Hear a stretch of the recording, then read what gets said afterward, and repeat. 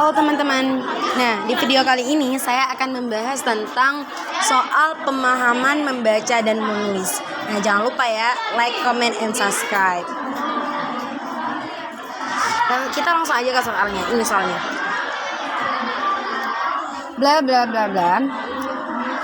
Di sepanjang 70 tahun Indonesia merdeka, setelah 14 tahun mencoba praktik demokrasi parlementer secara liberal dan 38 tahun diperintah oleh dua penguasa berdasarkan sistem politik semi presidensial.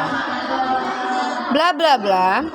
Indonesia berkesempatan secara sadar dan leluasa untuk menerapkan dan mengembangkan demokrasi presidensial. Setelah 11 tahun berlangsung secara relatif konsisten di tahun 2004 sampai 2015, ternyata eksperimen besar sistem pengolahan negara atau statecraft yang ketiga itu memberikan hasil terbaik yang prospektif berupa kemajuan demokrasi dan politik beserta sosial dan ekonomi secara lebih komprehensif.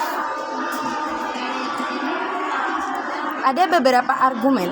Pertama, sekalipun masih ada berbagai kelemahan, dunia mengakui Indonesia sebagai negara dengan penduduk terbesar kelima, dengan masyarakat yang berstruktur majemuk dan mayoritas beragama Islam, tetapi sukses menjalankan transformasi demokrasi. Yang keempat, argumen kedua adalah kehidupan masyarakat dan negara yang relatif stabil, bla bla bla, sosial dan politik serta ekonomi.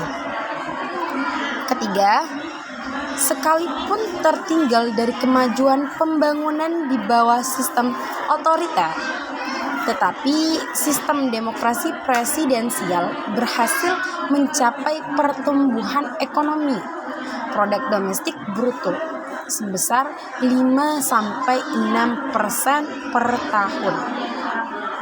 Keempat, sistem tersebut berhasil memperbaharui struktur masyarakat dengan memfasilitasi pertumbuhan kelas menengah baru sampai melebihi 50% populasi.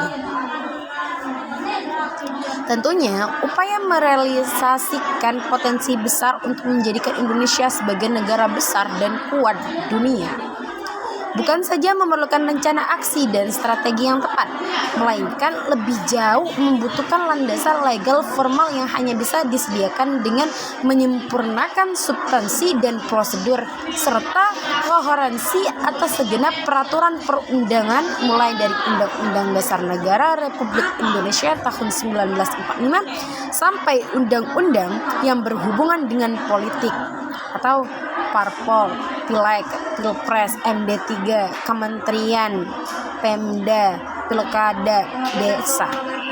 Nah, dalam hal itu, pilihan strategi aksi upaya perwujudannya adalah mempersuasikan politisi penguasa lembaga pemerintahan atau menggerakkan tekanan aksi massa terhadap para penguasa dengan kampanye media massa secara sistematik dan agresif. Nah, judul yang paling tepat untuk menggambarkan dari teks di atas adalah A. Perjalanan politik demokrasi Indonesia, B. Jenis demokrasi Indonesia, C. Perjalanan politik di Indonesia, D. Tantangan politik dalam demokrasi, dan E. Pemantangan demokrasi dan politik Indonesia. Jawabannya adalah E. Mengapa jawabannya E? Pematangan demokrasi dan politik Indonesia. Nah, kita bahas. Judul merupakan interaksi sebuah karangan. Judul juga harus memiliki keseluruhan isi teks. Teks di atas menceritakan tentang Indonesia yang mencoba menggunakan beberapa sistem demokrasi dan sistem politik. Penggunaan sistem demokrasi dan sistem politik dijelaskan hingga tahap penerapan demokrasi presidensial yang relatif berlangsung secara konsisten. Dengan demikian, judul yang tepat untuk di atas adalah Pematangan Demokrasi Politik Indonesia. Pilihan jawabannya A itu kurang tepat karena teks di atas tidak secara spesifik membahas perjalanan politik demokrasi di Indonesia. Teks di atas tidak menjelaskan urutan tahun sebagai landasan perjalanan politik demokrasi Indonesia. Nah, pilihan jawaban C sama B dan D tidak tepat. Kenapa? Karena teks di atas tidak membahas jenis-jenis demokrasi di Indonesia, perjalanan politik di Indonesia, dan tantangan politik dalam demokrasi. Ada. Jadi jawabannya teman-teman yang paling tepat. Cukup sekian yang dapat saya bahas kali ini. Thanks for your watching. See you next time. Wassalamualaikum warahmatullahi wabarakatuh.